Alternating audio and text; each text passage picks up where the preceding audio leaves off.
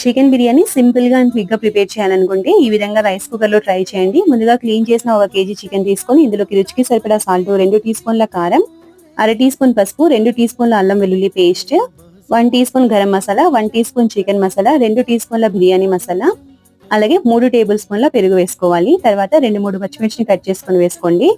పావు కప్పు కొత్తిమీర, పుదీనా తరుగు వేసుకోవాలి. అలాగే ఒక హాఫ్ చెక్క నిమ్మబద్ద రసం వేసి ఒకసారి అంతా బాగా కలిపిన తర్వాత కొద్దిగా ఫ్రైడ్ ఆనియన్స్, అలాగే 2 టేబుల్ స్పూన్ల ఆయిల్ వేసి మళ్ళీ ఒకసారి అంతా బాగా కలిపి అరగంట సేపు పక్కన పెట్టేసేయండి. తర్వాత కేజీ చికెన్ కి కేజీ రైస్ తీసుకోవాలి.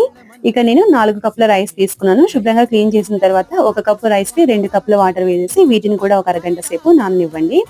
తర్వాత మనం ముందే మ్యారినేట్ చేసి పెట్టుకున్న చికెన్ ని ఒక 10 నిమిషాల పాటు స్టవ్ మీద ఉడికించేసి ఈ విధంగా రైస్ కుక్కర్ లోకి ట్రాన్స్ఫర్ చేసి మనం నానబెట్టి ఉంచుకున్న రైస్ ని కూడా వేసేసి ఒకసారి అంతా బాగా కలిపి రైస్ కుక్కర్ ఆన్ చేస్తే ఎంతో టేస్టీగా ఉండే చికెన్ బిర్యానీ రెడీ.